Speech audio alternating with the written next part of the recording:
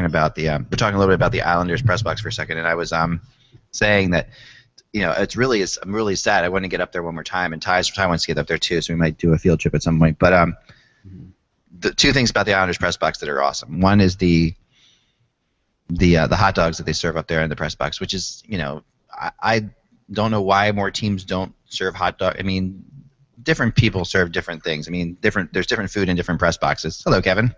Hello. We are live, so I'm discussing press box food for a second. So Buffalo serves hot dogs. Okay, Buffalo serves hot dogs. In Philly, we get pretzels shaped like the Flyer logo. So my joke there is always, that most teams won't let you stand on the logo or step on the logo in the locker room, but in Philadelphia, you can actually eat the logo of the team. So that's just how we roll in Philly. But I don't think any other team would let you eat the logo. No. So, but Ty and I want to take a trip to the island one more time, Kevin, and go to that place one more time before it's done. And I love the hot dogs there, and I love the flip up school desks from the 50s that flip over. the up, they flip up school desks, and you're right on top of the game too. I mean, you're really low. You're the equivalent of the second level of most arenas, where the press box is really literally in the sky in these new arenas like Boston. Yeah. Is Philly. Yeah, I mean, I miss I miss all the old arenas, but the ones I really miss, or what I really miss about the old arenas, is the press box. I mean, the Spectrum. It's hard to describe at the old Philadelphia Spectrum how close you were. I mean, you were probably 25 feet from the ice. And, they were at the top of it. It was like the top of the first level at center ice, right?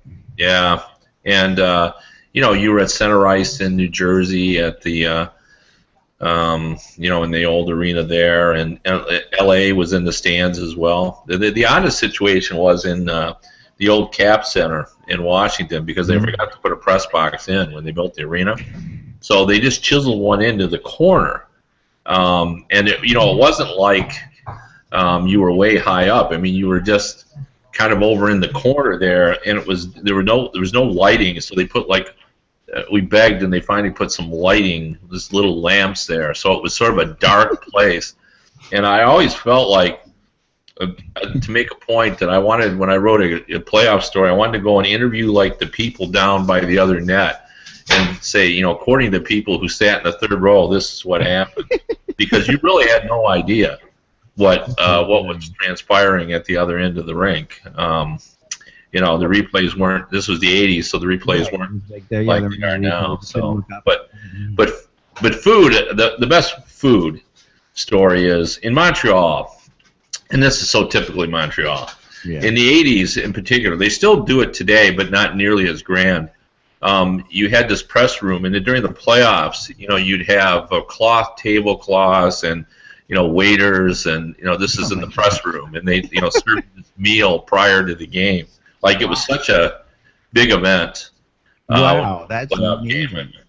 In Montreal, it was just fabulous, and then all sports writers who are my age remember the Shane Shoud, the hot dogs in Quebec City, which were sort of, it's hard to describe, but they were served in kind of like a half Wonder Bread style bun that was the softest bun you'll ever come across in your life. And they were, pretty incredible. But anyway, that's my food story. Have you ever noticed that if you talk about hot dogs, you must have a hot dog? Like, there's something about that's the one food. Like, I feel like you can talk about other foods, but if you talk about I don't ever crave hot dogs. It's not something we normally eat. It's not good for you. It's not like something that would ever be in my house, because my family, basically, they're all vegetarian. My wife has raised my children against me as vegetarians. So I'm the only meat eater in this place. But when I talk about hot dogs, immediately I have to have a hot dog. It's like just instantly, like, in my how do you like hot dogs, or what's Ty, are you a hot dog person? At baseball games, yeah. Okay. It's like being around that will get me to do it, but I don't know. Yeah. In general, I guess I'd sort of be like, these are probably really bad for me, so I'm not going to do this. They are bad for me. I mean, I figured your generation would probably have a disdain for hot dogs. Well, I make a pilgrimage to Yankee Stadium every year, and I almost look forward even more to the the foot-long kosher beef Hebrew National hot dog that I get every time than the game. Sometimes the game is lousy, but invariably that hot dog is always fantastic.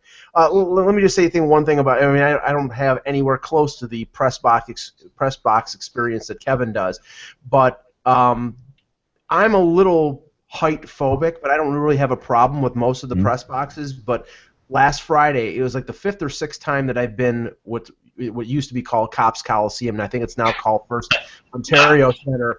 And Kevin, I'm sure you've been in there before. I have, and I know where you're going.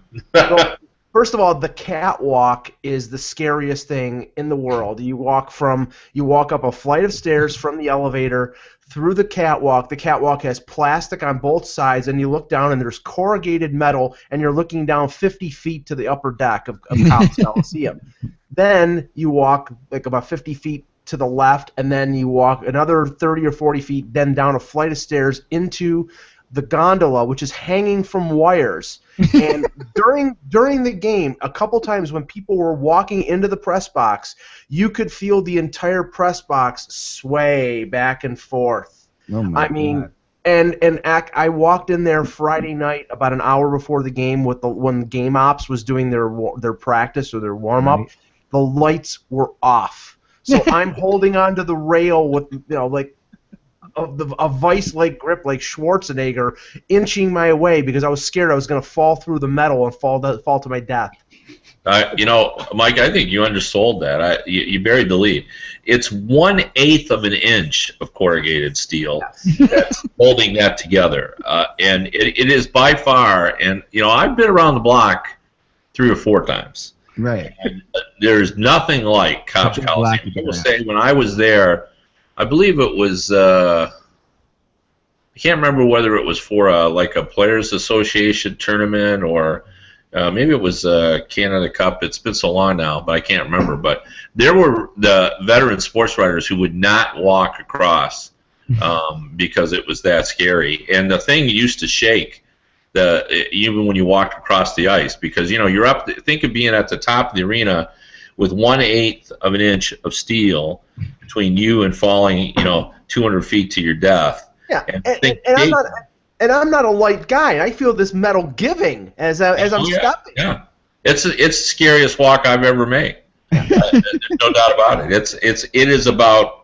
It's about 45 yards of terror. Yes. If you're walking across there trying to come up. And I don't want to embarrass anybody, but I remember 2 specific. One of whom is a Hall of Famer who wouldn't make the walk. As I walked across, one guy stopped and went back. He said, "I'm not doing this." He wrote from the press room. Wow. But I do thank the Hamilton Bulldogs for letting me in. Yeah, we're not trying to rip the Hamilton Bulldogs, but I think to me it's part of the charm. I mean, I think you got to want it in this profession. You got to want it. There you go. I know. As is the world famous onion dip that the Devils put out during the playoffs, which is just like the scariest thing after the second overtime. We sat there on many occasions. But I think the best food that I've had. I mean, you've been in every press box, Kevin. I haven't been in every one. I've been in about 2/3 of them. But the best food I've had is what Chicago does in the playoffs. They do a really good job in the playoffs. I mean, Chicago puts out a heck of a spread. Yeah, it is outstanding. They have like a guy cutting meat, like that kind of where in Philly you'll have maybe a pretzel. In Chicago you have a guy cutting meat. Boston does a pretty good job too, but Boston has they're sort of more like Philly tie, right? They're not that.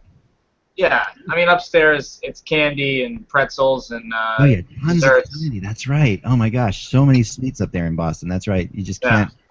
If you're hungry and you go to the press box without eating dinner, you're going to go on a sugar buzz. Yeah, exactly. Yeah, that's what happens. And then you go downstairs, like I'm gonna get dinner, and every night I get dinner, it's like hamburgers and pizza. I'm like, other nights it's like lobster rolls and stuff. So.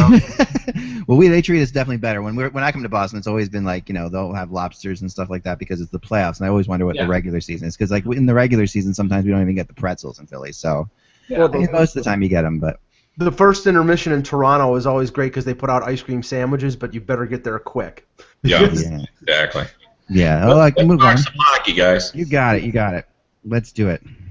And then I have a question at the end of this all, for Kevin, for your lovely wife, because we're playing in a tournament tomorrow, an indoor soccer tournament for the state cup tomorrow, and I'm having a debate with the other coach about how the best formation to play a 6-on-6. So basically, it's like 5 and a goalie and 5 and a goalie in indoor soccer, and that's I want to talk to you about that later. Anyway, we'll get to that later.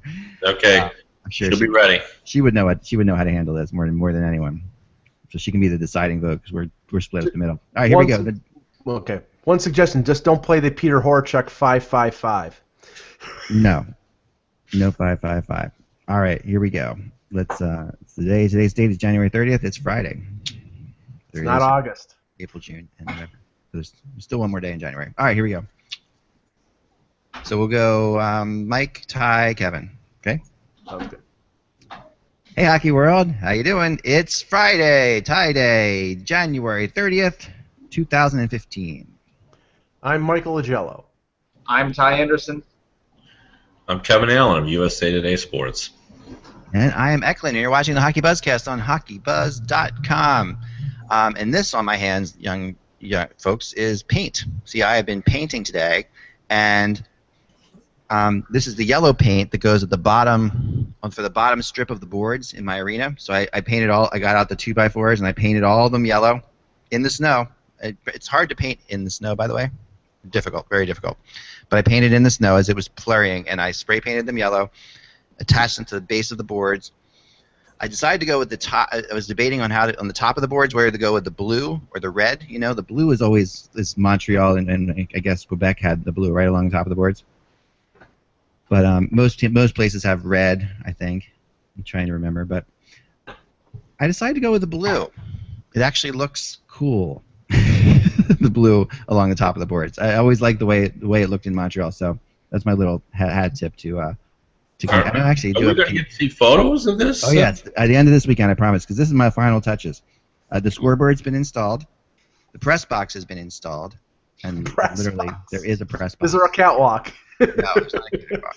Yeah, because Mike and I are not going across the catwalk. No. There's a press box. There is a scoreboard, and that can be controlled remotely. There's track lighting throughout the entire thing. There's working goal lights on each side.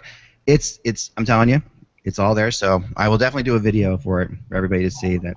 Is this your own personal rink or the Flyers practice facility? It's better than the practice facility, yeah. I mean, it's the old if it's worth doing, it's worth overdoing thing, and I am really overdoing it. Are you going to actually reveal the cost of this? Because it feels like it's gone into 6 figures. No, it's not.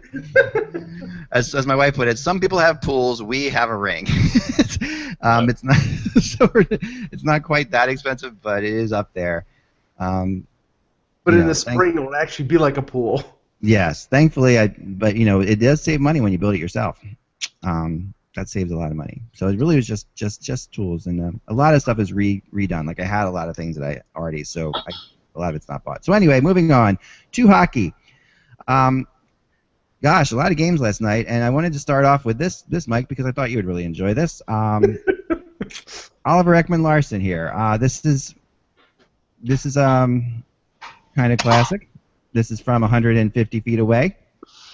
And this just shows that no one knows how to lose like the Leafs know how to lose. Like if you're gonna take a team, if you're gonna go down hard, man. The Leafs are going down hard. This is Ekman-Larsson just putting this in the net as Bernier for some reason decides to move aside. I guess he was still warming up. Is that what happened? It was the quickest shorthanded goal in NHL history. 5 seconds. There you go. If you put some zip behind that, it would have been a 4-second goal. Yeah, and the funniest thing, Eck, is that the Leafs were leading 1-0 after 2 periods. Bernier had just stopped 21 shots in the second period, and all the in between periods, Ray Ferraro on TSN and Bob McKenzie and everybody were talking about how Bernier was playing so well. And 5 seconds in, and even in mid-sentence, Ferraro was saying, well, Bernier's really backstopped the Leafs except for that one, and it goes in. It's like it was just incredible. And you could feel the air being sucked out of the ACC right at that point. It was over with 3 minutes later. About 3 minutes later, Martin Hansel scores a goal to make it 2-1. I don't think the Leafs really had a good scoring chance the rest of that period. And then Sam Gagner scored a power play goal late in the third to ice it away.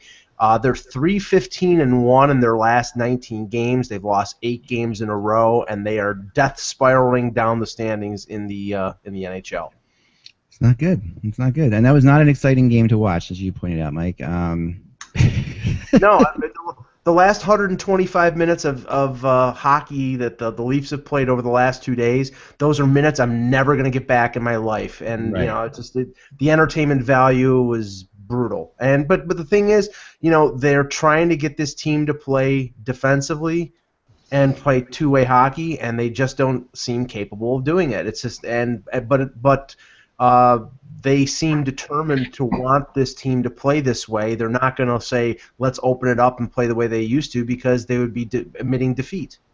Right. I get that. I mean, I don't know. I think that there were some other highlights last night. There's a couple nice plays. This is a good one. We're doing a little highlight thing in the beginning of this because there were some really interesting plays last night. This is Tavares' goal. Let me see if I can get this right here.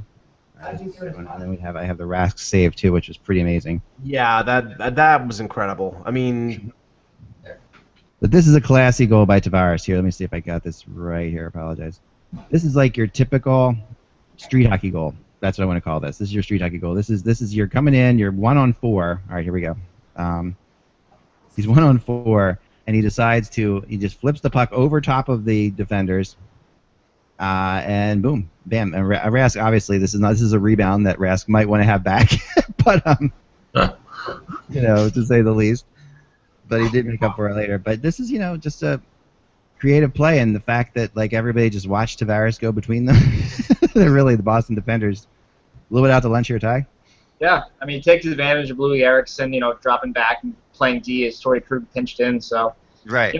That's Tavares being a smart player right there and taking advantage of it. And I think that was really sort of what got the Islanders back in this game. And then they get the Grabner goal after that to tie it up, and then Boston breaks through. But I mean, that Tavares play, that's what you want from your captain, right? You see a hole, you take advantage, and there you go.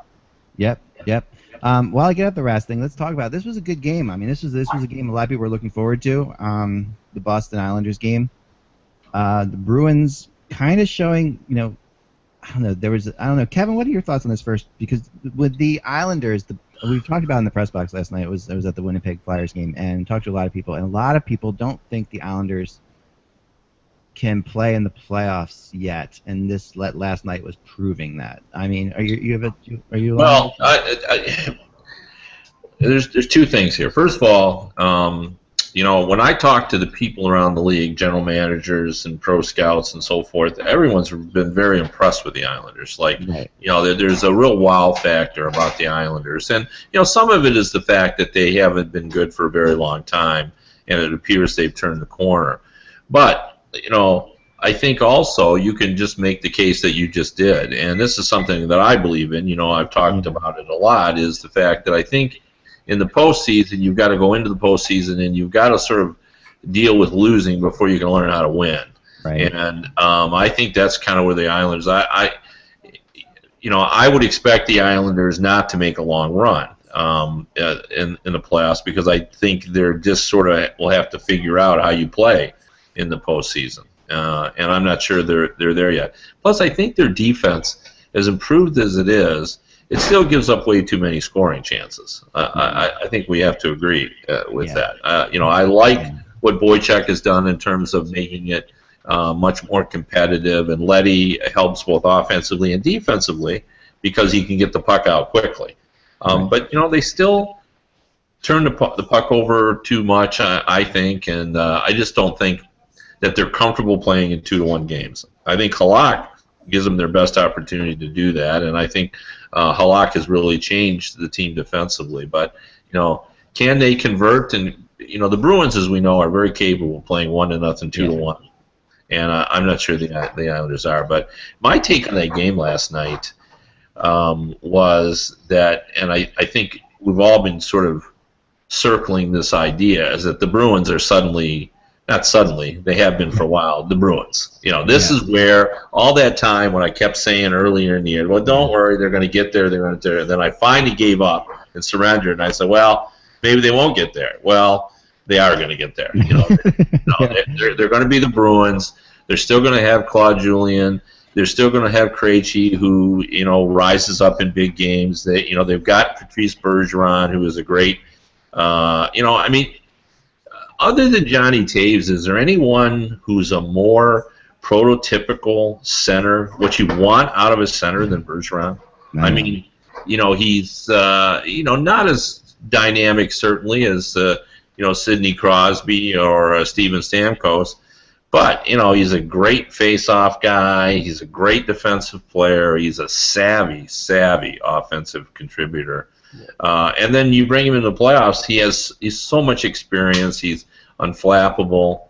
There's a lot to like. This Bruins team, I think there's still questions about them defensively, but and I'm speaking about actually the blue line and not team defense. Right. But I think they're a factor. I think they know how to play in the postseason. I think Claude Julien, you know how I feel about him. I just think he's the best bench coach in the East. I think he sizes up what's going on at about the 2-minute mark, and by the 4-minute mark, he's made some adjustments, and it's all good. So yeah, I totally agree. So what are your thoughts on this? Let's look at the save real fast. I have the save here. Everybody, we can watch this. This is something else. Well, while you're showing the save, right here. The way things are breaking down in the East right now, where it doesn't look like there's going to be, it looks like it's going to be those 8 teams that are currently in the spots right now. You could very well have 4 incredible matchups in the first round. Tampa versus Detroit, Boston versus Montreal, the Islanders versus the Rangers, and Pittsburgh versus Washington. I don't think there's a bad matchup of any one of those 4. Now, there's some flexibility there. Obviously, that may not happen, but we could have one of the best first rounds in recent memory. I do agree, and I don't think this is the save we were talking about, right? Because this is like I was doing the search for Tuukka Rask's save last night in the game, and this seems to be made just an incredible save. I don't know if it was on Tavares. Just a short, just a simple short side save. Definitely, probably the only show today that's going to highlight that save. But I think that we should, anyway. But I'll get it later. But just move on. Take our word for it. Ty, so Ty, what more can you say? The Bruins are the Bruins again, and last night it really felt. I watched the replay of this game because I was at the Winnipeg game, and they're back. Yeah, it's easy to say they're back and everything like that, but really it's tough to deny it at this point as well, because you look at how Tuukka Rask has played. He's posting like a .950 save percentage in the month of January, and that's going to take a dip obviously over time, but he's looking like the Tuukka Rask that Bruins fans expect. Patrice Bergeron is carrying his line again. David Krejci, another player who's getting sort of back to what he is. He struggled for a bit. He's been a bit hot and cold in and out of the lineup and what have you, but he looks like a healthy David Krejci right now. And even their third line, they're getting solid production from their third line. That's a big thing. Defensively, I agree with Kevin. I think they need to make another move there. Just bolster it just a bit. That middle pairing, Dennis Seidenberg, Adam McQuaid, has a really tough time moving the puck. They get hemmed in their own zone quite a bit.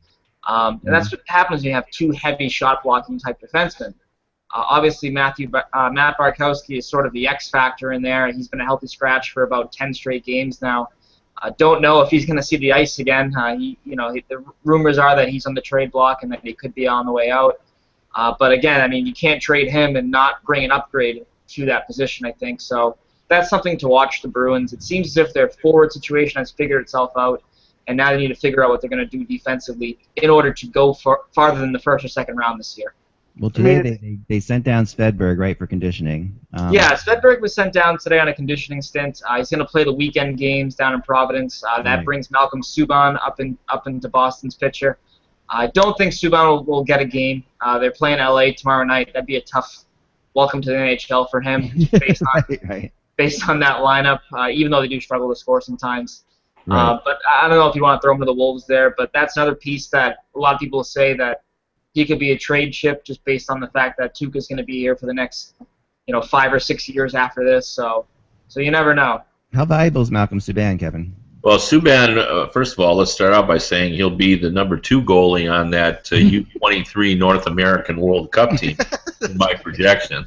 It's amazing. I think it really brings out a point. When you project those goalies, you realize, we don't even start thinking about a goalie until he's 24 or 25 years old. There just aren't many younger goalies that are, they're either still in juniors, or they're in college, or they're very deep in the minors. So I think Subban is a good chip. I do. I think he's a guy that people would like to have in their system. So if you were willing to move him, I think that would be a really good chip to move.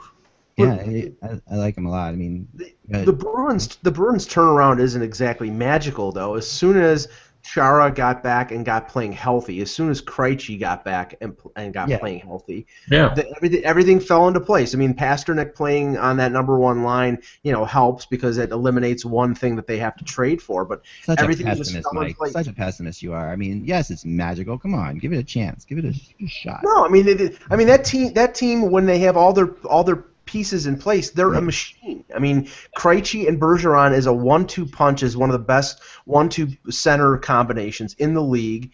Chara is still a very impactful and effective big presence on the ice as long as he's healthy and can move around. He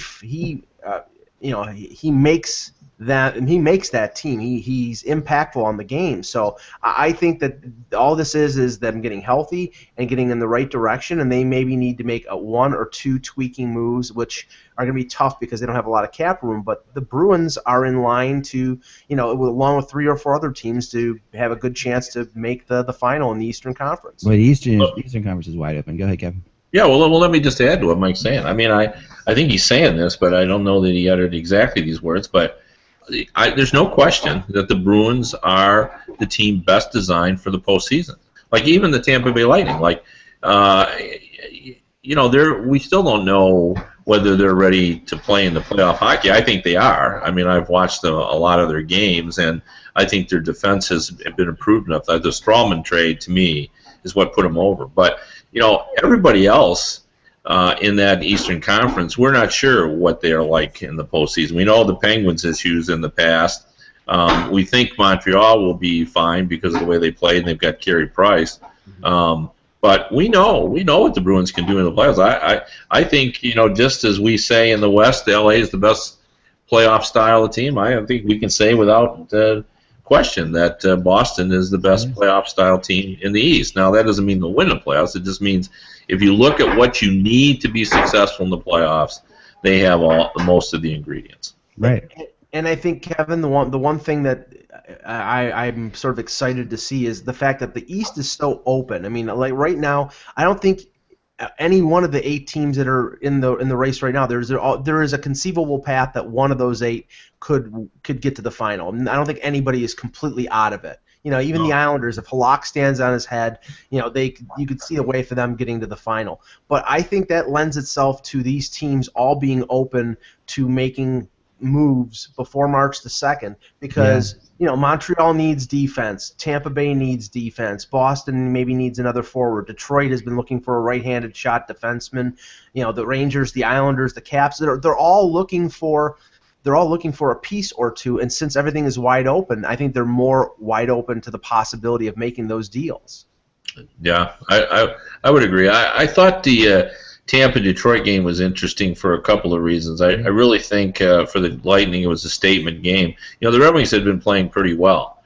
They had won a lot of games with their goaltending not being all that sharp. Mrazek is a nice young prospect, but he's been Civ-like, a little holier than you want in recent weeks. And I think it really sort of illustrates how well Jimmy Howard was playing because, when Howard was in there, this team seemed to be playing with more confidence. But, it still managed to get a lot of goals and still win some games. But, last night when they were faced with a really charged-up Tampa Bay Lightning team, and Mrazek was not sharp, they weren't able to overcome that. And I thought I watched that game pretty closely, and I really liked the improvement in the Lightning defense, even since the beginning of the year. Just watching, how they took care of what has become a pretty dangerous Detroit offense. So I was impressed with that, and then I also saw from the Red Wings, the need for Howard to get back, quickly. I think the Red Wings are in that hunt as well. They're another team that has a lot of experience. And I think if they could get one more defenseman, they would be in it as well. Yeah, I agree. They're right in there, and they probably are the second best, or maybe I would put them up there with Boston because they have so much playoff experience on that team. And you have the coaching, which is and even the younger guys, like they have been through a typical or a similar grind. They won the AHL championship. I'm talking about Tatar, Nyquist, Jahan. These guys have went through and won 4 rounds and won an AHL championship. So they at least know kind of what that's all about. But I think they're an interesting team. But the 2 teams I really want to talk about today, if we can get to them, are the Blues, which I think are really, like, we're not talking about them enough. And then the Minnesota Wild, I want to make a point about them. Yeah. We talked when they needed goaltending. We spent a lot of time talking about it. Right. And we talked about higher profile moves. We discussed the intriguing possibility of them getting a Sabres goalie, and even suggested, well, maybe they might consider a higher profile move, such as getting Cam Ward. And I think you had a really good source who told you that wasn't going to happen, so we eliminated that option. But I think it's proven out that Fletcher made the right read on that. And when you look at it now in hindsight, the logic of it is just perfect. He went out and got a goalie who had 188 games of NHL experience, whose lifetime save percentage was .910, who would put up a .916 save percentage this season, to solve the Wild's biggest problem, which was their save percentage was under .900. Right. And Dubnyk's making $800,000. Yeah. And the other issue he had was he had 2 goalies that are still under contract for next season. Yeah, so now he's gotten a guy who's come in and gone 4-1 with a .931 save percentage. He had a huge win last night against Calgary that puts them now within striking distance of that playoff spot.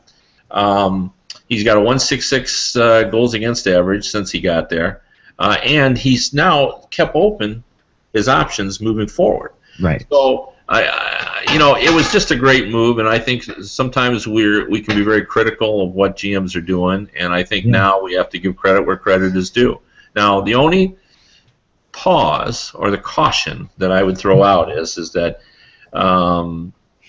Dubnyk has been beating some lower-rung teams. Right. But Calgary is not a lower-rung team. They're a playoff team, and that was a big win. But, he's beaten Buffalo and Arizona and, Edmonton and so forth. But that .931 save percentage, I don't care if you're playing, the local high school team. That's a good save percentage. And it's just exactly what they needed. They need a goalie, like we talked about before. They need a goalie who wasn't going to lose games for them, and that's what he's doing. Yeah. And that's what a good save percentage will do. You're not going to lose games off your goalie if he's batting .910. Well, yeah, and it's a psychological thing. I mean, players always say, "Well, we play the same no matter who's back there." No, you don't. You say that, but you really don't. And I think when you have, and I think it helps that he's 6'6". I think you look back there and you don't see much net behind him because he's a big guy. I think it just, it helps. All of that plays a role, and I was really ready to write off the Wild, and now I'm saying, I think I don't think they'll make it, but who knows? I think I still think they could. I still think they will. Actually, I would bet them because they have. If they get that goaltending together and they get healthy, they've got so much going for them. There's an interesting thing that happens in the NHL sometimes where a team gets really good. This happened to the Islanders 2 years ago when they go against the Penguins and they had that great run, and then they have a year where they sort of fall off a little bit, and then they come back strong. And I've seen that this is historically, I've seen this a lot. You've seen this too, I'm sure. And this is a little bit to part of me was saying, okay, the Wild were looking so good at the end of last year. Maybe this was that year they were going to fall off, and then next year was the year they were going to come on strong. It still could be true, but I think that the Wild are. They're really a strong team. I want to talk about St. Louis too because I did watch that game, the Blues Predators game. And before we get to St. Louis, I want to bring up again the fact that I am firmly in the camp that they need a backup goalie in Nashville that's not Carter Hutton. I mean, it's not going to work. It doesn't. You can get. I mean, there's so many guys out there that you can get and have more experience in pressure situations and can. I mean, the Preds are. Remarkable. They said they're 13-4 against the Central Division. That's incredible. I mean, the Central Division is phenomenal, right? They're 13-4 against that. They've lost 2 games in their last 14, and a lot with Carter Hutton in goal. But and this is not a shot at Carter Hutton. Even last night it was not his best night, but it's just this is a shot at the fact that they can't put this kid. The Predators have to take themselves seriously. They have to look at themselves as a Stanley Cup favorite right now, in my mind. Well. I mean, we talked about this before, Ak, and the thing is, and I stick to my point of view that if they don't have Pekka Rinne, I don't care who they have as a backup goaltender, they're not going to win the Stanley Cup or they're not going to get far. I mean, they can cover themselves. They can go out dominating teams, Mike. I mean, I don't see how you can say that. They are going. They went out and they doubled up Colorado in shots 2 nights ago. Last night they go out and they own the third period against St. Louis last night. I'm just saying that if they go out and they acquire a Victor Fast or a James Reimer, that team will tread water. They may get through a round, but they're not going if they don't have Pekka Rinne, if they don't have that guy who's a potential Vezina, potential MVP, all those things, and maybe. Yeah, but that's not the way you should do this. I mean, why would you say that? I mean, think about it. I'm sorry, I don't want to go down this debate again, but it's not. I'm not saying that Pekka Rinne's done. If Pekka Rinne's done for the season, yeah, the Predators are in trouble. But I'm talking about like a 1 or 2 game situation where you need to have your backup in there because Pekka Rinne's hurt for a little bit, or a game where he's just not getting it done in the playoffs, and you want to get somebody else. You can't. They can't go to Carter Hutton. I mean, Carter Hutton's a good goalie, but he's small and he's just. It's obvious that he's in over his head right now, and I'm watching him play. I just don't feel like they need. I mean, like a guy like Dubnyk would have made sense for them too, like a guy who comes in and just. They had him. They had Dubnyk last year. Yeah, they weren't happy with him last year. Yeah. I talked to David Poyle this morning, and Rinne's doing really well. Yeah. And as you know, I'm sure you read yesterday that he's been working out, and it sure appears like he's ahead of schedule. Yeah. So I think that would play factor as well. But I'm with Mike on this. I think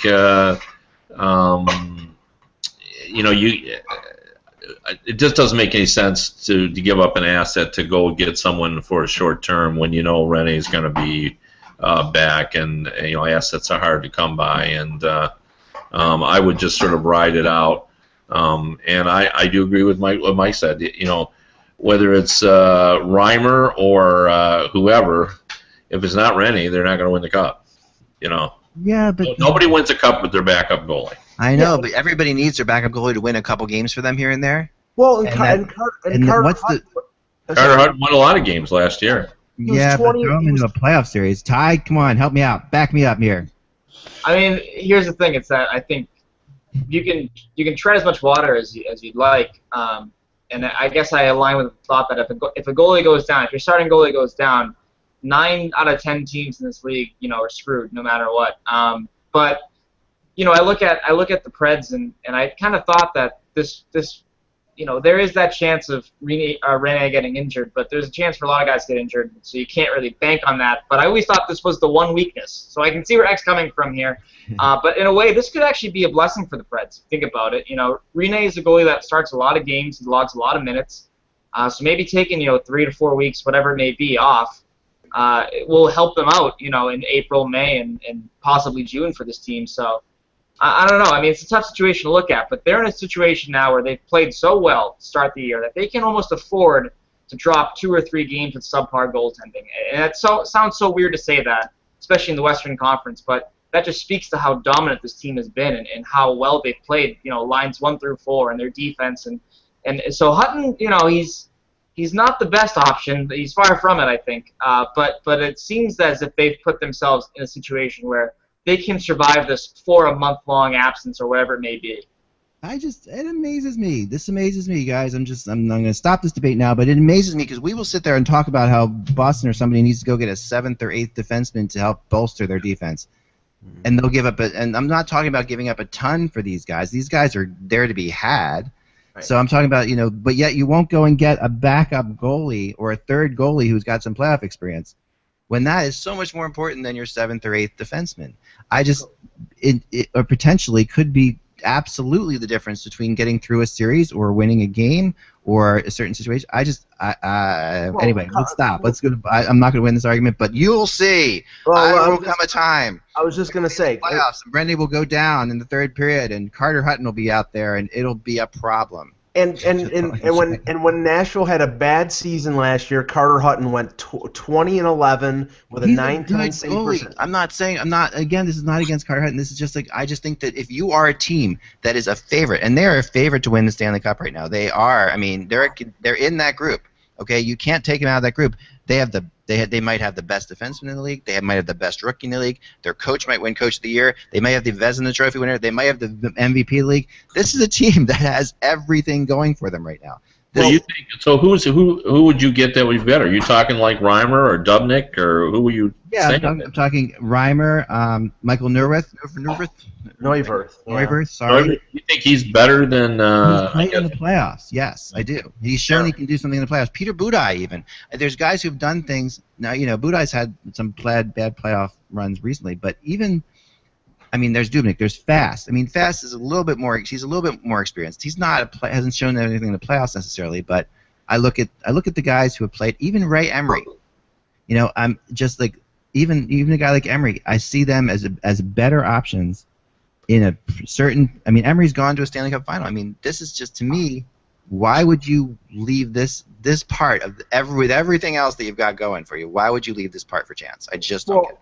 If they have to give up a 5th round pick for one of these guys and not really affect anything, then I don't see a problem with it. But I think that the difference between Carter Hutton and any one of those is minuscule in the sense, and like I said, if you're at the point where Rinne is hurt and you're going to one of these guys, you're already behind the 8 ball. So I don't see That's not the point. The point is you have a good team that's out there. You're already behind the 8 ball. Yeah, but I'm not talking about winning an entire winning 28 games with this guy. I'm talking about certain situations that always occur where you need to bring your backup in for a little bit to spell something to help. Yeah, well, I think the league has sort of moved in your direction a little bit for the regular season. Now they've sort of when we started out, I think everybody said, okay, you pay a lot of money to one goalie, and then you give a little bit of money to the number 2 goalie. And now we're starting to realize those 25 games that goalie plays are important. Now you're starting to see sort of a bidding. There has been some bidding for backup goalies, and now their salaries are up a little over $1 million. The problem is, sometimes your salary cap situation does not allow you to go. Right. You got to give those guys the minimum. We said yesterday you got to have 4 or 5 players that are down near the minimum in order to make your salary cap situation work. So, trying to go and get a better guy sometimes is difficult just for cap purposes. No, that's for sure. These guys are all relative. Some of them are expensive. Some of them are, Reimers. These are guys that are not cheap. So I'll give you that. But I think if you can get them under $1.5 million at the deadline, or right around 2 or whatever. Let me give you this. Yeah. If Rinne were out for a longer period of time than 3 to 5 weeks, and they know more about his injury than we do, I think they would have done something. But I think the reports were favorable. They were pretty confident that this was going to be a short-term injury, and I agree. I thought Ty's point is a good one. It's going to be a blessing because he'll be fresh. He's had some time off to clear his head, and a lot of it sometimes it's just mental more than anything else. He's had an extended All-Star break. Yeah, I do agree, and I think it's a great point too. I think it's a great point too. I just, I think that shouldn't matter. Even if he had never gone down, I'd be making this argument because if I'm David Poile right now, I'm thinking about how I'm going to get through the playoffs. because I'm going to the playoffs. Well, nobody believes other than you that they have a chance to win with any goalie other than Rinne. Right. I don't think they can win a Stanley Cup, but I think they can win a couple games here and there if Rinne goes down, or if Rinne gets hurt just maybe for a period or two. I mean, every time Rinne goes down in the playoffs now in the West, I mean, you're holding your breath if you're the Predators. I mean, fans, you're absolutely this is. You're holding your breath with every starting goal. Yeah, I know, but I would think on David Poyle's blackboard in terms of priorities for the trade deadline, number 1 would be probably a center, number 2 would be a scoring winger, and number 3 would probably be a backup goaltender. It's way down on his list of priorities, but it might be something that he can accomplish, like I said, for a 4th or 5th round pick. Yeah. I just think the difference between Carter Hutton and any one of those other guys is minuscule. And I just think we played this game before, and we've seen how it can go wrong. But anyway, let's move on to St. Louis. I don't want to be a pessimist. Let's go to the Blues. And yeah, Kev, I agree. Last night that was a great game. First of all, I'd love to see those two teams play in a playoff series. I want to throw that out there as well. Nashville, St. Louis would be phenomenal. Yeah. Well, the big thing about the Blues now, and I think this is the biggest difference of all, is that you remember when David Back has said, the Blackhawks get 2 scoring chances and they score 1 goal, and it takes us 5 good scoring chances to score a goal. Right. They had to really work for their goals. They are a dangerous scoring team now. Like they have a lot of guys, Tarasenko leading the pack, who are just such dangerous players, and they have the ability to put up some numbers. And when you look at their numbers, I just called them up before. Let me just call them up now. And I think they've been kind of sneaky about this. We've been talking about Nashville's numbers. They've had a great season. Anaheim has good numbers as well. But listen to these numbers. They've scored 153 goals, and they've given up 115. Wow. So, the Blues are good defensively, and they're putting up also, they're scoring a lot of goals. I mean, they're plus 38. They've had an incredible season, and they've been good lately. 8-1-1 in their last 10. They've only lost 4 games at home. They're a positive team on the road as well.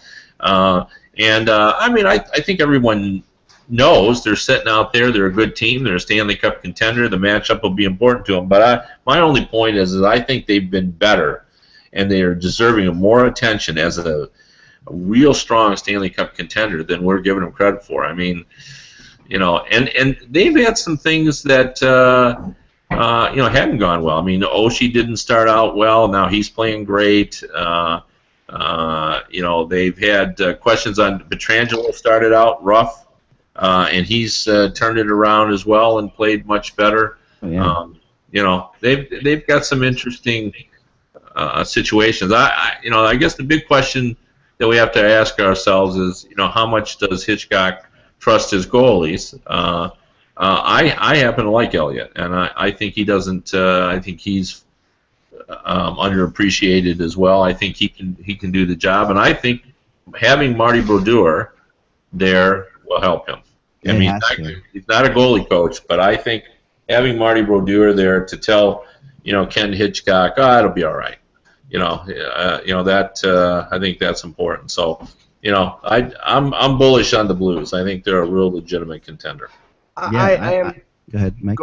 I am too, Kevin. But I think it's sort of similar to a few years ago they had that specter of facing the LA Kings and always having that can we get past that team, and they never did. I think that's still in place now with their division rival in Chicago, and whether Doug Armstrong thinks that team is complete and capable right now of beating Chicago head-to-head in a 7-game series in the playoffs, or whether he thinks they need to make one more addition before the deadline, another scoring forward, maybe clearing out a guy like Patrick Berglund who's not having a good offensive year, and maybe getting somebody else in his place. I mean, and I'm not saying this is for sure, but I've heard there was some mention of Joffrey Lupul, but I don't know whether they need another scoring winger or if they need another two-way guy, what they think they need as that one final piece. I think they still want to add one more piece to sort of guarantee that they have an advantage over Chicago, because I don't think Chicago can really make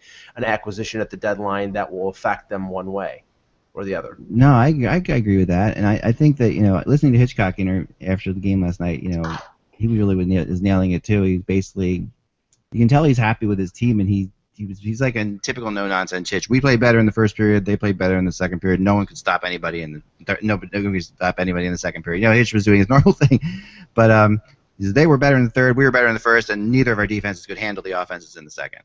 But honestly, Elliott won that game for the Blues last night. I mean, in the third period, that was all Predators, and Elliott made some phenomenal saves to win that game. I mean. And that to me is their big question mark, has been, in the playoffs, has been goaltending, right? So this is that if Elliott can play like that, then they're absolutely a contender. And also, I mean, it's hard to minimize what Tarasenko means. Like he is such a superstar player that they have never had before. Like they've had him before, but they've never had a Tarasenko like this. This kind of. Well, they had Brett Hull. I mean, yeah, but this group of Blues, Yeah, I know this group. I know what you're saying.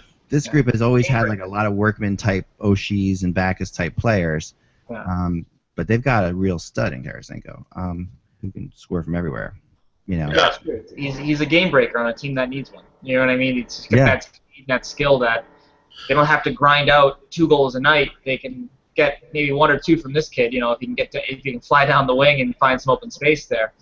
So they have five guys with 14 goals or more. 45, 47 games in the year. It's not a bad mark to have. Yeah.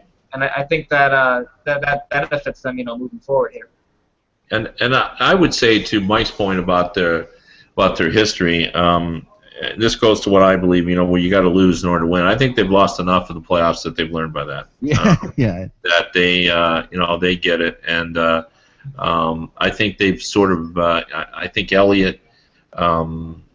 Knows what needs to be done, and I think the players believe in him as well. So I just think this team is ready. I think they like their team, and I think they will try to do something, but I don't think they need to do a lot. I really don't. I think they're ready to compete. I think with the way the Kings have played this season, with the loss of Voynov in L.A., I think they could take down the Kings, and I think they're right there with the Blackhawks. And with regard to Elliott too, there was a lot of doubt about Crawford until he won. Exactly. So if Crawford can win, Elliott can win. I agree with that. And Shattenkirk, who seen here as himself, or Eugene Cernan from the Apollo 10 mission. I mean, doesn't Shattenkirk look like an astronaut? It's put that up again. Actually, his nickname, I believe, I hope I have the story correct, or if not, he still looks like him as Andy Kaufman. Put that up. Like Andy Kaufman. Oh my gosh, you're right. Yeah, he's got that hair. I think they call him that, but I'm not positive of that. If they don't, maybe I just call him that. He's the most bizarre looking, one of the most bizarre looking hockey players. Like if you saw him in the mall and he said, "You know what I do? I play for an NHL team." You would never buy it. You would just be like, "You don't play for an NHL team." I sell pretzel bites at the kiosk. Right. No, you're in a hacker village somewhere, and so. Here, let me say this about Shattenkirk. He's a very gifted offensive hockey player, but I just did my story about the Norris, and my presumption or theory that we're going to have a first-time winner this season. Yeah. And I put in all the candidates, and Shea Weber was my favorite, and in terms of who I think is going to win it, but Giordano is in it. Obviously, Drew Doughty has not won before, and Shattenkirk. Yeah. Now, Shattenkirk, of course, is the leader.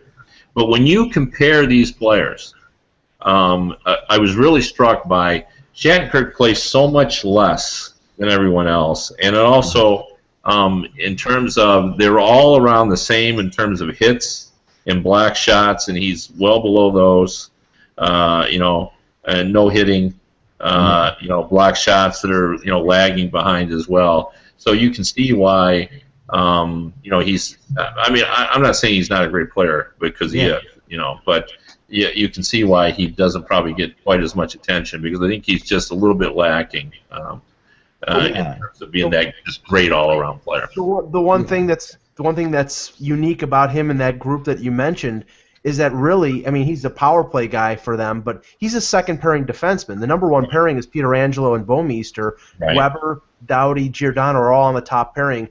Shattenkirk is paired with Carl Gunnarsson, and he's having a great year, and I agree. I think he would be in the mix for the Norris, but he's a second pairing guy on that team. And that's one of the things that is so impressive about the Blues is that depth on defense. Right. And I think it could be a key for them to advance further than they have in the last few years. Have they caught the Hawks, Kevin? Pardon me?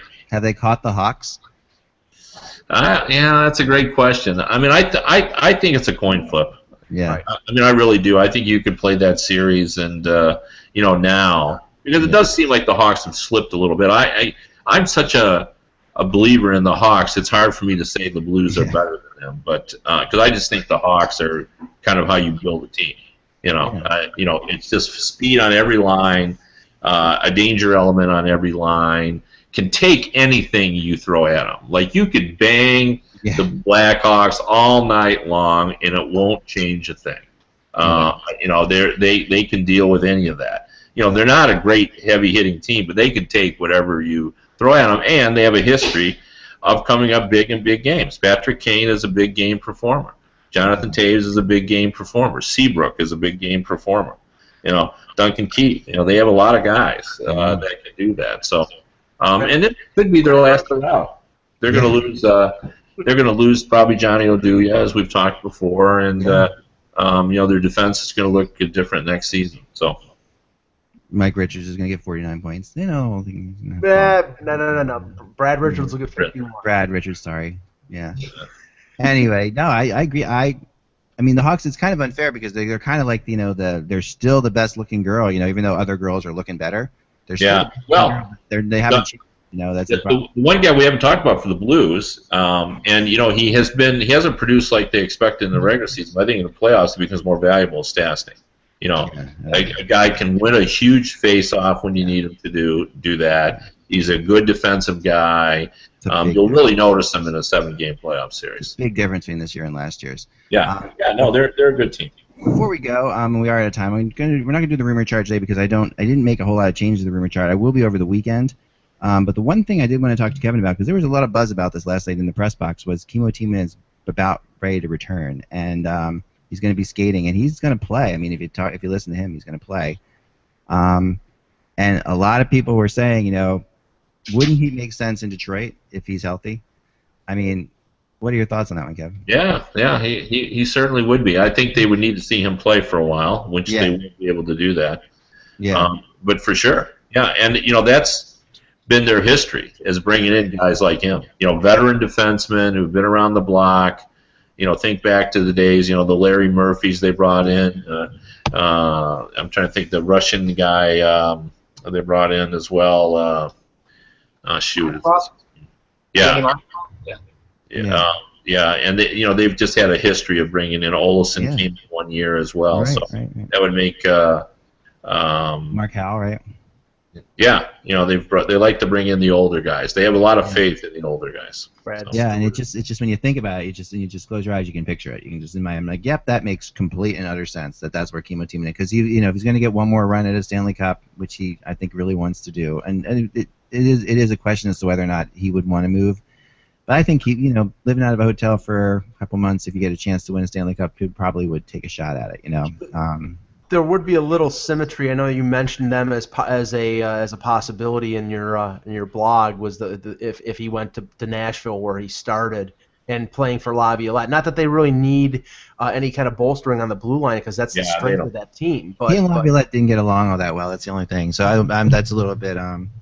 Yeah. I don't know. I think Nashville has the best 1 to 6 defense in the league. I totally agree with that. Well, that's all the time we have today, guys. Really fast hour, really great show, and a fun week. We'll be back on Monday. Have a great weekend. Enjoy the games. And remember, without the buzz, it is just hockey. We'll talk to you then.